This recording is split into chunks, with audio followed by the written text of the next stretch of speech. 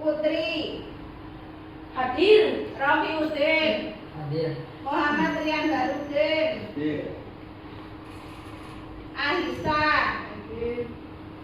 Muhammad Bimantara. Mana Dimas? Izin kemana Dimas? Sakit. Anak-anak, mari kita doakan Bima ya. Semoga Bima yang sakit hari ini dapat segera sembuh sehingga bisa bertemu kembali dengan kita melakukan kegiatan seperti biasa pembelajaran ya. Kita berdoa bersama-sama buat Bima, semoga Bima diberikan kesembuhan dan kesehatan. Amin.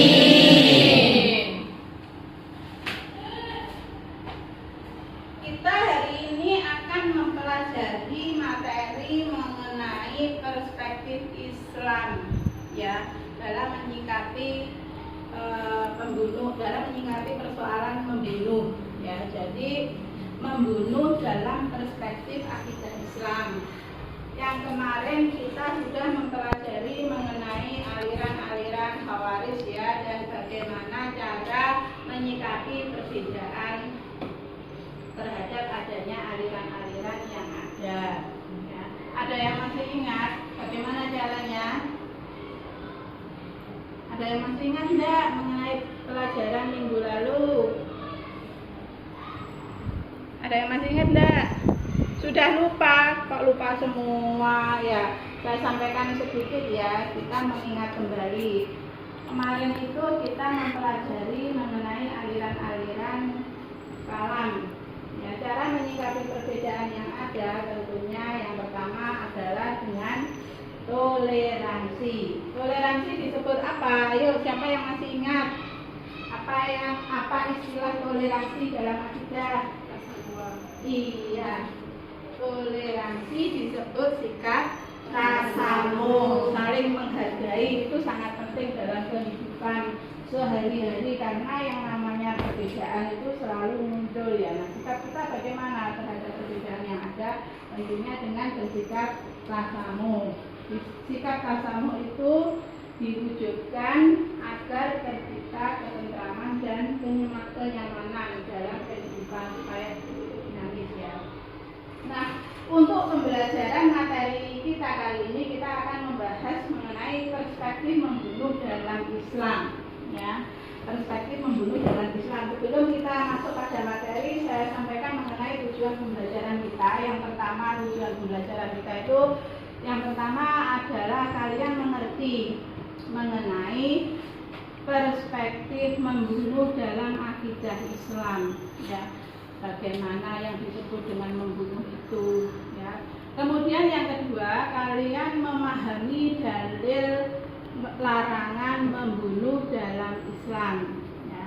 Kemudian yang ketiga, kalian dapat mengkomunikasikan mengenai perspektif membunuh dalam akidah Islam ya.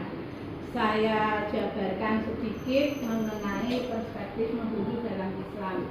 Peristiwa pembunuhan yang pertama kali terjadi itu adalah peristiwa pembunuhan yang dilakukan oleh putra Nabi Adam alaihi salam ya, yang bernama siapa?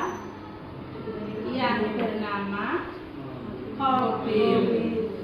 Qabil membunuh Habil karena memiliki perasaan dendam ya. Mary istilahnya memiliki perasaan dendam, iri, dengki terhadap keputusan yang diambil Nabi Adam alaihi salam ya. Itulah lahirnya hal itulah yang menyebabkan turunnya ayat Al-Quran mengenai larangan membunuh dalam Islam. Anak-anak, untuk kalian memahami materi kita, kalian silahkan membuka bukunya ya, silahkan membuka bukunya. Kemudian kalian pelajari, kalian pahami mengenai perspektif membunuh menurut akidah Islam. Kalian buka bukunya halaman 42 ya. Kalian buka, kalian pelajari di situ ya. Kemudian kalau setelah kalian pahami, nanti kalian tanyakan apa yang tidak paham. paham dari materi yang kalian baca ya. Karena kalau kalian itu tidak membaca, kalian tidak akan tahu. Nanti setelah kalian membaca, kalian amati video yang ibu bagikan. Jangan lupa yang tidak tahu tanya ya, jangan malu untuk bertanya. Kalau sampai tidak tanya, tidak tahu nanti.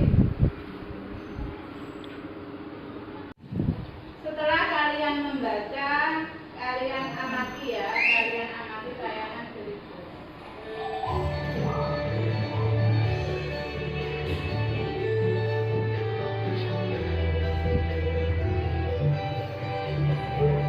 Memahami materi terkait perspektif membunuh dalam akidah Islam.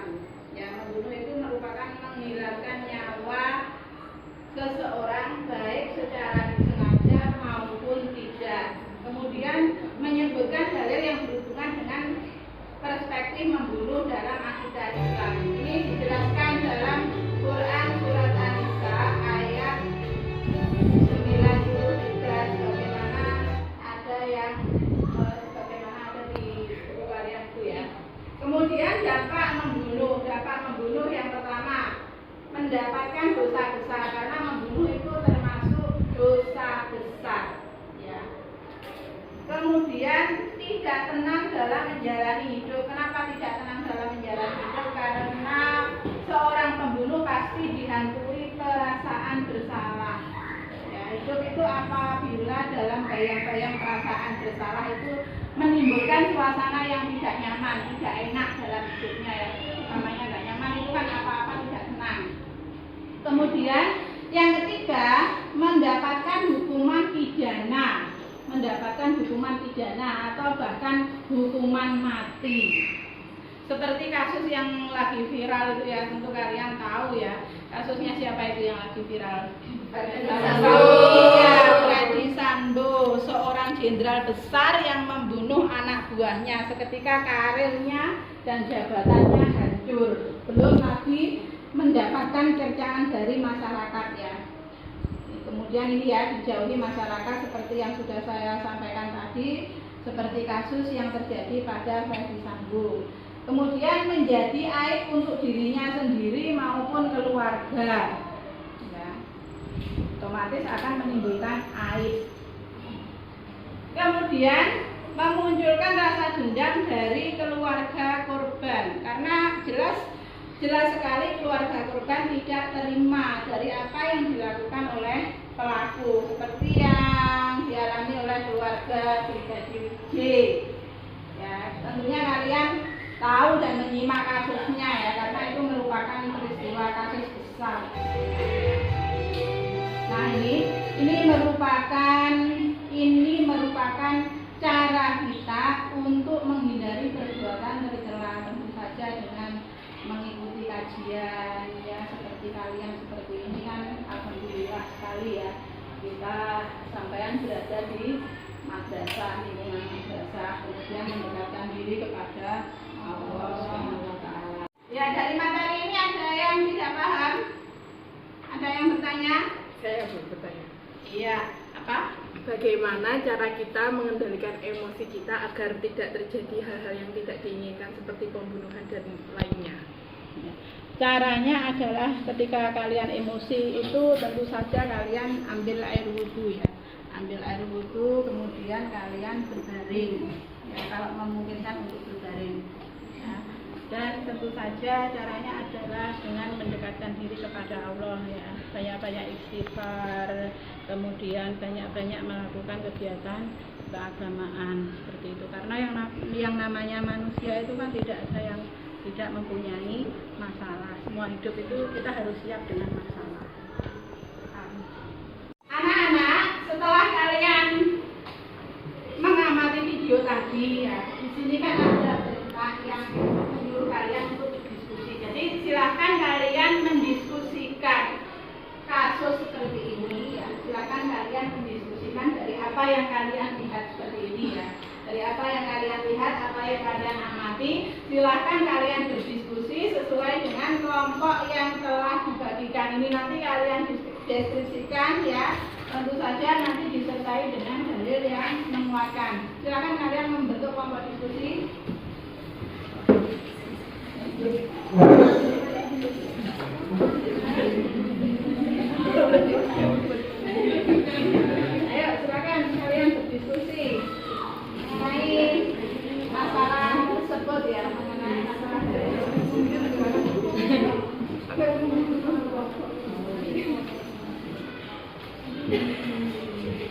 Siapa yang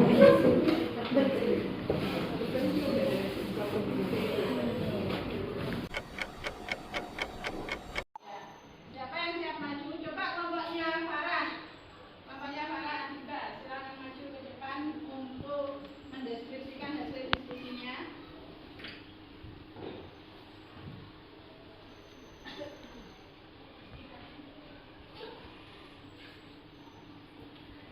Assalamualaikum warahmatullahi wabarakatuh.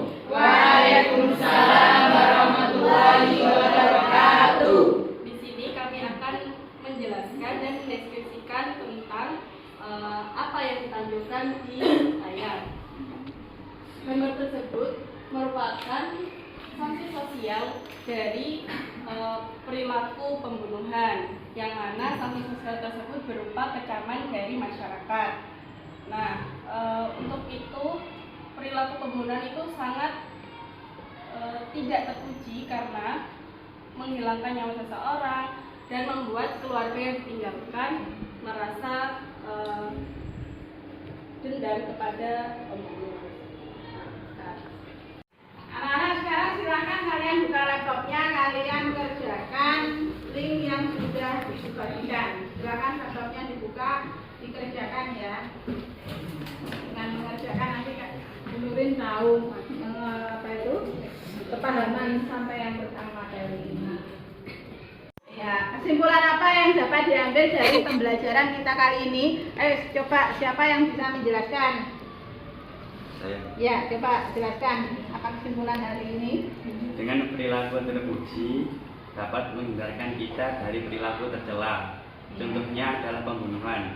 Dalam perspektif Islam, pembunuhan adalah termasuk dosa besar. Sebagaimana surat Quran An-Nisa ayat 93 yang berbunyi, "Wa may yaqtul mu'mina muta'ammidan fajazaohu jahannam khalidan fiha." فجزاؤه جهنم خالدا فيها وغضب الله عليه ولعنه وأعد له عذابا عظيما. Pembahasan materi kita hari ini cukup sampai di sini ya. Kita akan bertemu lagi minggu depan masih mengenai dosa besar dalam Islam, tetapi nanti kita akan membahas mengenai liwat dan LGBT. Liwat itu merupakan perasaan suka sejenis ya, yang dialami oleh laki-laki dengan laki-laki ya. Kaumnya Nabi itu ada kisah kaumnya Nabi Lut alaihi salam, dan juga akan membahas mengenai LGBT. Kita akan kupas apa itu LGBT, apa LGBT, kemudian apa yang melatar belakangi seseorang mempunyai kejiwaan LGBT.